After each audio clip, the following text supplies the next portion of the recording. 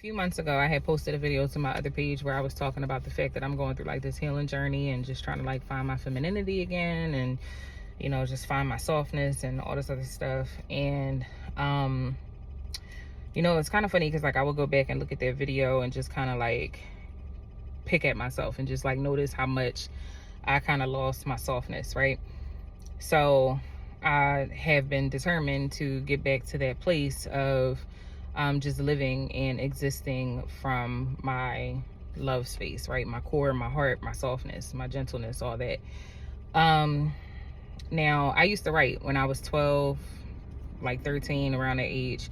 I used to write poetry, I would say. I was never performative. I would just always write. And I had like books upon books upon books of poems. And it was crazy because like, I want to say that was the most raw form of love that I had, because at that point it was untainted. I had not been in any relationships. The emotional things that I, experienced was like, parental or whatever the case is, but I have always written about like love. So for somebody that has never experienced like the trueness behind relationships, a lot of it was fantasy. A lot of it is what, I expected love to be like, and, all that kind of stuff. But then once I finally experienced love, it was interesting how I then had nothing to write about. And I think that is because like my experiences in love have not necessarily always been the best. And because like our emotions are normally where we create from, it was kind of hard for me to create from a place where I had went flat. So I stopped writing. I would try my hand here or there. I might write a poem about, sex. I might write a poem about, my frustrations in love, but coming from a soft and gentle place and looking at love as the,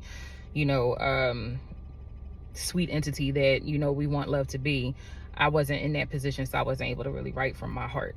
So, from the healed space of my heart. So anywho, with that being said, that's what I've been trying to get back into, is like writing and stuff. Now, it kind of started out with me just writing like small little poems or whatever, and like challenging myself to write like a poem a day, or at least like 3 poems a week, just to try to get back in the groove of things.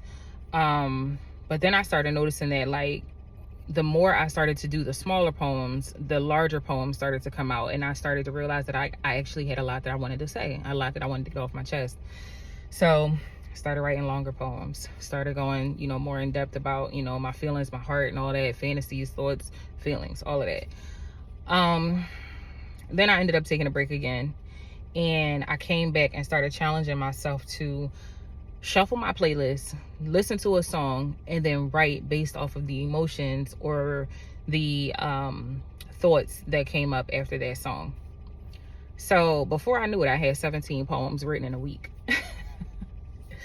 And I was like, okay, like I'm getting back in the swing of things.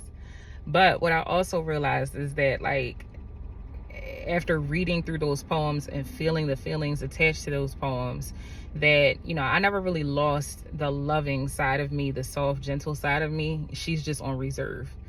I'm single. I've been single for a very long time. I'm been abstinent for a long time, and I don't really see myself jumping into anything until I know for sure that it is right. It has to feel right in my spirit. It has to feel right all the way around, because I've already had my share of loss, and the last thing I want to do is rebrand myself, rebuild myself spiritually, rebrand and rebuild myself emotionally, just to have it cut down again. So I'm enjoying the space that I'm in at the moment, because it's allowing me to get back to who I was before the pain.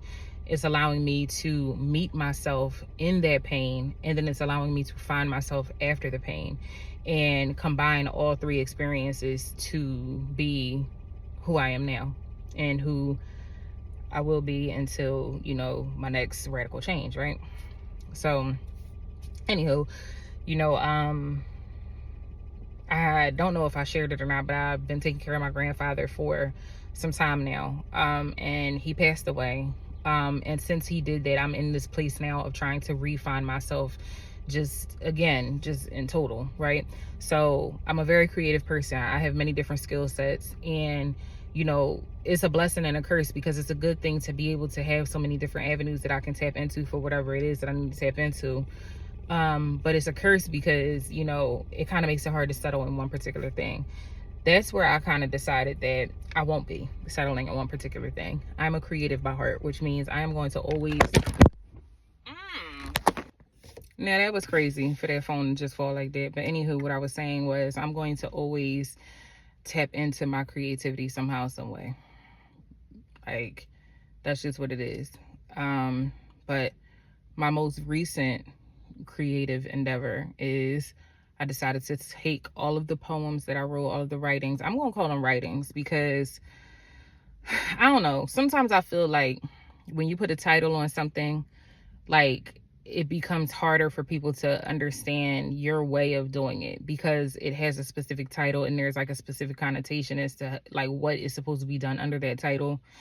And I don't necessarily want to call what I write poems because sometimes they're stories, sometimes they're thoughts, sometimes they're feelings. And I know that they can be in the form of a poem, but sometimes it's not in the form of a poem. Sometimes it's just me saying stuff and I don't want to label it as a poem. So whatever. Anyway, I'm going to call it a writing. But this time I decided to compile all of my writings into a book.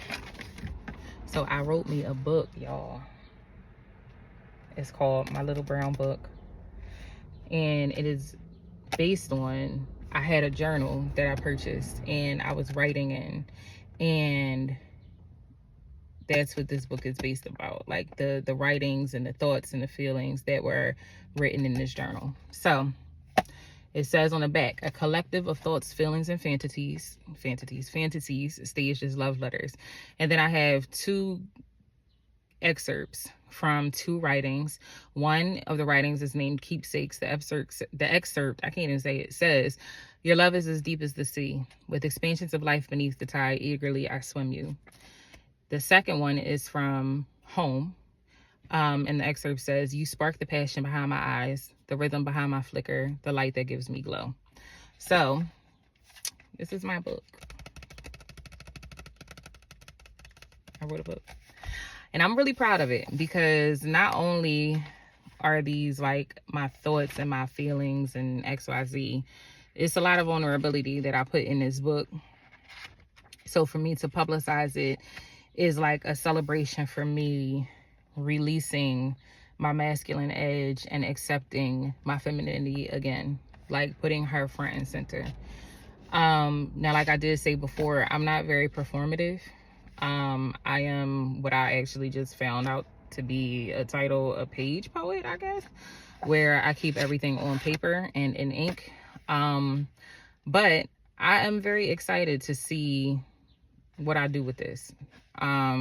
I may just be somebody who just pops out with books every now and again. I just keep my faith and trust in the fact that people might be interested enough to purchase what I have to say and they want to get it. And, you know, that'd be my way in the world. I may upload videos and such. I don't know if I will be standing on a stage and performing anything. However, you know, I am very comfortable with the idea of, you know, keeping things intimate, keeping things, you know, warm, I guess I'll say, right? I'll double back as to why I said warm when I find the reason why, because I honestly don't know. It just kind of came out, but I think I like warm. But, you know, I don't know. Like I said, I'm just really proud of this book because, like I said, I'm putting myself out there. Like I'm allowing myself to be seen by whoever wants to see me. And I'm forcing myself to be comfortable with that because I've already posted on all of my social media accounts that this book is available and people have already purchased it. So it's not like I can go back and be like, never mind, don't read it. So I think I want to share one of my poems if I can. I just don't know which one I want to share, not poem writings. I think I'll share a story. So it says, tell me your story. I want to know in what you find glory. Do you consider success beating your chest because you have the newest excess? Or will you leave behind spiritual artifacts? Do you motivate others with the sheerness of your experience to lead those with less prose to live more poetically? Do you lead systemically? When you are no longer here, what will be your legacy?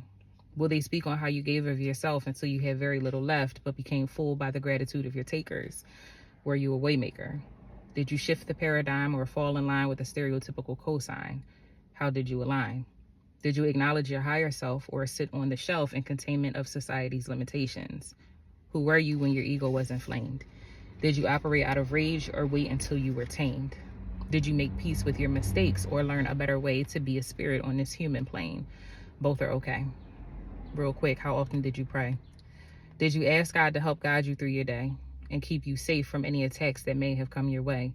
Did you have real love for the Most High or live life with your hands out, feeling entitled to cash out by just pretending to be a good guy? Were you real in your transactions or were they rooted in selfish satisfaction? Did you love on the kids in your community to offer them immunity from generational trauma? To pass down our pass downs is traditional. That's how love became conditional. Everything is cyclical, but it truly doesn't have to be. If we reprogram our minds to operate intentionally, biblically, our names will exist beyond mortality. Yes, we deserve access to finer things, but our existence goes deeper than fancy shoes, expensive clothes, and diamond rings. We are kings and queens, hierarchies divided to conquer many things before returning to life everlasting. So, yeah, I think I just had to go on ahead and put myself out there and let people experience me in a way that they may or may not be used to. You know, my Facebook stories and posts and whatnot can get a little lengthy when I feel like actually, who parked behind me? When I feel like actually, who the hell is that? When I feel like actually getting, communicative. So, yeah. Here's another one I'll share. It's called Not Me. And this one is based on the song Previous Cats by Musiq Soulchild. So one thing that I do hope is that anybody that did purchase the book or plans to purchase the book, when you get to the part where the poems are, the writings are related to a song, actually take a second and listen to the song so that you can kind of develop your own emotional connection to it. But this one is based off of Previous Cats by Musiq Soulchild. Long story short, the song is basically saying, like, don't blame me for the things that other people did. So, true story. I had a customer mistake me for her cousin once. I told her I wasn't Lil Peanut, but she swore up and down that I was. Brought up some stories, told me what my name was, just wrong. Looked at my name tag and was shocked at what she saw. Veronica. She read it out loud. And I'm just standing there smiling all silly and proud. She apologized and went on about the resemblance, but at this point I was low-key trembling like, lady, please, just let me leave. I do not like all of this attention on me, especially not when it's a mistaken identity and we're in the middle of a pretty popular store. But it didn't matter what I said, she was absolutely sure. So when the calm came, I laughed and said my goodbyes and walked away with the thought in my mind that there is always someone else who you'll remind someone of. Just make sure you don't wear their projections. So, yeah, a little cute little diddly. But I'm proud of my little book. Actually, excuse me, I'm proud of my big book. Let me not call it little because ain't nothing little about it. It's 64 writings, 64 thoughts, feelings, and fantasies staged as love letters. And I put pictures in here too. Like, it took me a good while. I don't want to show y'all too much, so I'm trying to, keep it on the, you see what you see when you see it. But I literally wanted this to be like a visual piece of my heart. So I sat and AI generated photos to go with each writing. So like the way that, the AI generator goes, like you have to type in exactly what you want. Like you can't say, oh, I just need a black car, but you're looking for like a Nissan, or you're looking for like a race car or whatever. Like you have to type in exactly what you want this car to look like, exactly what you want it to be doing in the picture, exactly what you want it parked in front of or driving past, and blah, blah, blah. And then it generates like multiple photos and you choose out of those options which one suits your request the best. So yeah, I spent time on this big book. I spent time on my book. And the reason why I'm calling it my little brown book is because one day I'm sitting here listening to jazz and You know, I do that when my mind gets cluttered because I have a tendency to listen to music and then pay attention to the lyrics. So if I'm already thinking a whole bunch of stuff and I need to lock in or focus on something, I have to put on music to keep me engaged. But at the same time, I need to make sure it does not have any lyrics that's going to distract me. So I turn on my jazz music and I'm chilling, and this one song comes on and I'm like, oh, I like it. I like how it made me feel. It made me feel like I was about to relax, right? And I go to look at the name of it, and it was called My Little Brown Book. And at that point, I felt like it was a sign because, like I said, this is all deriving from a little brown book that I had that I was writing in. And yeah, so it was like everything just kind of tied together. And you know, I prayed, like I said, you know, with my grandfather passing away and everything, and me trying to figure out what I wanted to do with my life and being creative and having many skill sets and trying to figure out, like, do I need to lock in on one, or do I need to just create my own experience on this earth? Which, you know, if anybody knows me, I'm big on that. Like, I refuse to live like everybody else, and it's no offense to everybody else. It's just that I find it to be very monotonous if everybody's walking around and they're living the same way, saying the same things, doing the same things, acting the same way. I can't understand it, because it's like, bro, God did not create you specifically for you to be a carbon copy of the next. Like, you got to do your own thing. You gotta experience life the way you supposed to. That way, when you get up to them gates and God be like, what did you learn? You ain't about to repeat the same thing the last person said. Like, God wants to know what you learned. What did you learn in your life? How did you live your life? What did you do? I have this notion in my mind, I'm getting off track, but whatever it is, what it is, I'll do. I have this notion in my mind that we get to heaven, and this is going to sound so crazy, but like, you know, when you go into Best Buy and there's TVs all over the place. You get to heaven, it's like TVs all over the place. And then God takes you over to your TV and replays your life and goes to show you, like, this is what I wanted you to do. This is what you did. This was your lesson. This is how you handled it. This is this is that, blah, blah, blah, blah. And then at the end, you know, you have like an exit interview or an entrance interview with God. And, you know, God just basically simply looks at you and says, yeah, I just wanted you to live. Like, I didn't tell you to live like how society told you to live. I wanted you to live how you wanted to live. I wanted you to experience life your way. You know, that's just my notion. But anywho, I got so damn sidetracked, I don't even know what I'm talking about now. What was I saying? What the heck was I saying? I think I was saying that I want to, child, I forgot what I was saying. Anyway, long story short, oh, I'm back. So I was trying to figure out what I wanted to do with my life, what I wanted to do with my life. And I prayed and I asked God, like, I need an answer. And then the following morning, I wake up to my cousin going on Facebook, and she is like on a liking spree, and she's liking all of the posts of all of the writings that I put up. And then she comments under one of the posts and was like, I just can't wait for the book. So I immediately deleted it because, you know, unfortunately, you got people that's constantly looking at your life and through a telescope trying to find something wrong, or trying to find a way that they can knock you off your square or wish against you and all that kind of stuff. So I immediately deleted the comment. And I said, I think that's my answer. So I call her up and I'm like telling her, like, I deleted your comment. Da, da, da, da. And she was like, well, why? We had a whole conversation. We laughed and joked and everything. And by the end of the conversation, I had a battery in my back to get this book done. So within a week or two, I, you know, got locked in and got my book together. So this is where we are. So again, it's called My Little Brown Book. It is 150 pages, 64 writings, pictures to match, on Amazon via ebook, via paperback, via hardcover, girl. It's on Amazon. I'm going to link it below. If anybody is interested, please feel free to take a look-see. Amazon does give you a little sample for the ebook, so if you're not all the way sold, you feel free to go ahead and take a sample and see some other things that may be in here that may have tickled your fancy. But yeah, so that's where I'm at.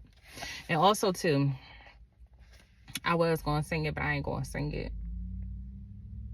But if anybody is familiar with India Arie's Voyage to India album, when I say That album, beginning to end, is my safe space. Beginning to end. Even the songs I don't quite favor, they are all my safe space, beginning to end.